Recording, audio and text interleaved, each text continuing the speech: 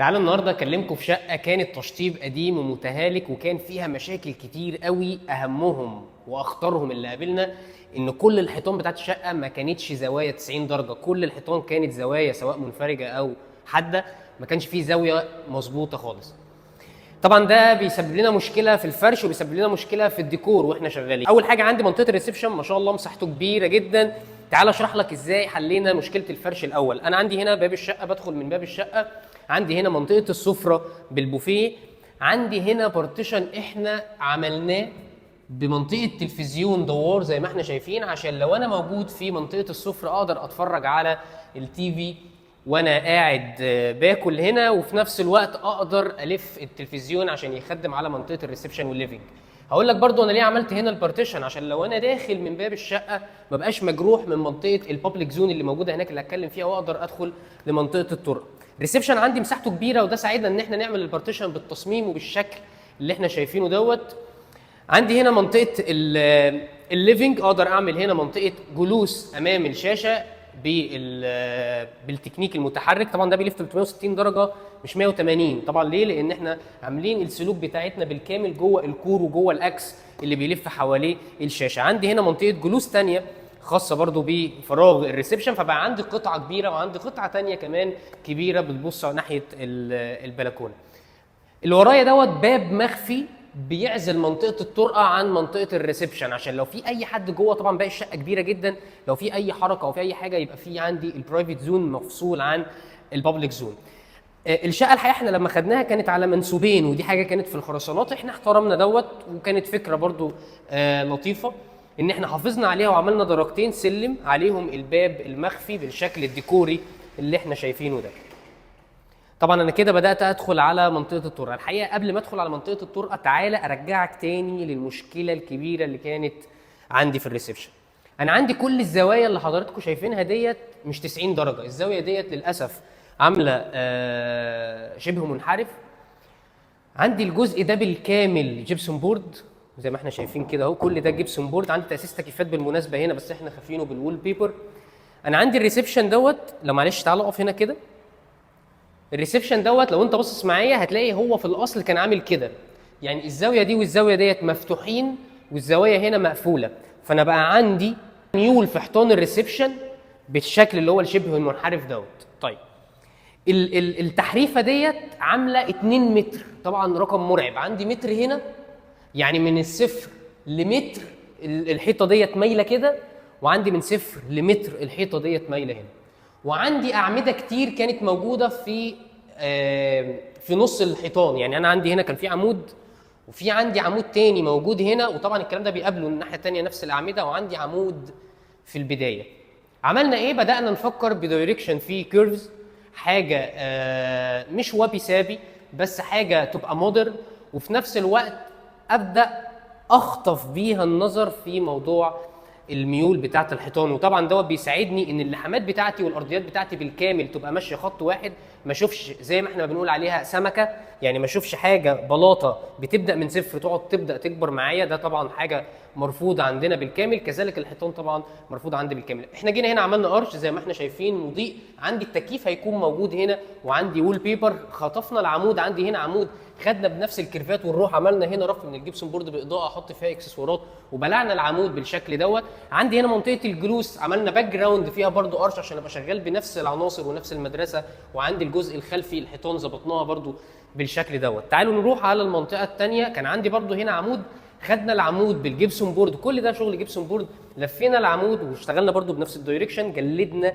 الجزء الداخلي بحيث ان انا في الاخر الاقي هنا زي ما احنا شايفين، بص كده معايا، الاقي عندي هنا الكلام ده خط كده عادل، والغلايه عندي مظبوطه ومفيش فيها اي مشكله. لو ما كنتش عملت كده كنت هلاقي الارضيه بتاعتي فيها شطره كبيره جدا، بقول لكم من صفر المتر، شطره كبيره طبعا في الريسبشن.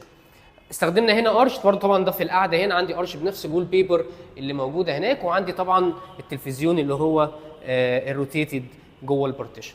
تعالوا ندخل على، طبعا هنا برضو قابلتنا المشكله زي ما انا قلت لك في الاول، المشكله هنا ان انا عندي الزاويه دي مش مظبوطه، وعندي هنا درجتين سلم، فخدنا الحته دي كده عملنا زي حوض زرع كده كبير، في اضاءات داخليه حطينا فيها زرع وكسر رخام يدي برضو احساس جمالي لطيف، وبظبط بيه الزاويه ال 90. لو بصيت هنا كده معلش معايا هلاقي ان انا عندي الزاويه هنا بقت 90 درجه، فعالجنا ان احنا خدنا الشطره ديت جوه اللي احنا عملناه. وطبعا خدنا الرخام البيترو الايروني معانا مع الدرج. عملنا هنا باب مخفي بميكانيزم مخفي. بدخل الطرقه في البرايفت زون، الطرقه حرفيا مش مظبوطه ولا خط مستقيم. لو انا بصيت معايا سريعا كده، بص كده هتلاقي الطرقه معايا بتمشي يعني ماشي كده، بعد كده بيحصل فيها كسره، بعد كده برجع تاني. تعال بص كده معايا، ببدا ارجع تاني واخش وارجع.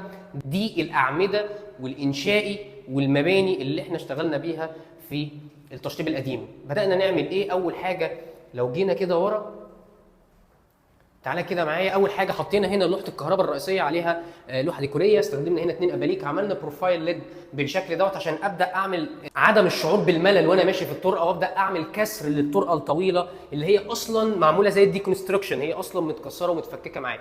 عندي هنا جزء كان فيه كاميرا، خدنا الكاميرا بالجبسون بورد باضاءه امام المطبخ. تعال نبص على المطبخ. طبعا المطبخ احنا لسه هنشتغل عليه، بس هو طبعا الكلاينت كان حابب ان احنا نعمل له سيراميك بالكامل. يمكن احنا بنشتغل دهانات وباك سبلاش، بس هو العميل طبعا كان حابب يعمل سيراميك بالكامل، وبرده مفيش فيها اي مشكله بالعكس. طيب لما بدخل على المنطقه ديت بيقابلني اول حمام اللي هو حمام الطرقه. حمام الطرقه طبعا الكلام دوت لان ده المعماري بتاع الشقه القديمه. في عندي ممر كده بيدخل للحمام. عندي هنا قاعده عاديه، طبعا برضو كنا بنحاول نختار حاجات شكلها حلو وفي نفس الوقت البادجت ما تبقاش عاليه. عندي هنا طبعا السخان الغاز بالهوايات بتاعته. عندي هنا الشاور كابن بالمسطره الشاور طبعا بالعداسه بتاعتها بالكامل. عندي هنا منطقه الحوض، وعندي وحده تخزين سفليه، طبعا الوحدات كلها سوفت كلوز. وهنا منطقه الغساله طبعا بالكامل، وهتعمل لها دولاب تخزين علوي مع الفرش.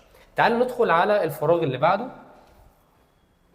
عندي اول حاجه بتقابلني هنا منطقه الليفنج. طبعا عندي اللي شيب سوفا موجوده طبعا في الفرش، وعندي هنا كرسي ليزي بوي. عندي هنا منطقه التي في، طبعا عملنا لها ديزاين سيمبل وبسيط كانه خارج من الكاميرا هنا كده بالشكل دوت، ووحده تخزين طبعا سفليه. عندي هنا في جزء غاطس جوه، طبعا الحيطان زي ما بقول لكم يمكن باين الحيطان بتاعتنا فيها ميول من التشطيب القديم. عندي هنا شباك طبعا ما قفلناهوش علشان اقدر استفيد بيه، واقدر اعمل هنا منطقه جلوس برده تحت الشباك. طيب تعال ندخل بعد كده. عندي غرفه الاطفال. طبعا غرفه الاطفال عندي هنا سريرين، سرير هنا وسرير هنا، وعندي كومودين، وعندنا هنا تاسيس لشاشه بالكامل برده ومكتب. لو خرجنا نلاقي اخر منطقه في الطرقه شبه اول منطقه في الطرقه عشان يبقى في تناغم ما بين المنطقتين. بندخل على غرفه النوم الماستر. غرفه النوم الماستر اول ما بدخل بيقابلني لوبي توزيع. لوبي التوزيع بيدخلني على حمام الغرفه. حمام الغرفه طبعا فيه كل حاجه. عندي حوض تصنيع من البورسلين، نفس البورسلين اللي موجود عندي في الحيطان. عندي وحده تخزين سفليه طبعا سوفت كلوز. عندي قاعده بشطافه بارد سخن. عندي الشاور كابن بدخل هنا في النص. طبعا عملنا هنا جزء الحاجز لان انا عندي هنا عمود، واستفدنا بالجزء دوت ان يبقى في منطقه جلوس للكلاينت يقدر يقعد عليها جوه منطقه الشاور. عملنا هنا جروف اقدر احط فيه طبعا الشامبوهات وخلافه. وعندي هنا وحده الشاور الخاصه بيا. بندخل على اخر حاجه عندي غرفه النوم الماستر. طبعا ما شاء الله الغرفه كبيره. عندي هيد بورد وول بيبر طبعا هتبقى متماشيه مع الهيد بورد بتاعت السرير. عندي كومودينو يمين وشمال بطبعا بندت لايت. عندي هنا الدريسنج دولاب من الارض للسقف ازاز وليه الاضاءه بتاعته عشان احس ان انا جوه دريسنج روم. وعندي اخيرا منطقه التي في، مكتبه التلفزيون. وعملنا هنا رف عشان طبعا في هنا تاسيس للتكييف موجود، فالرف بيكون حمايه وفي نفس الوقت اقدر استفيد بيه كجزء ديكوري.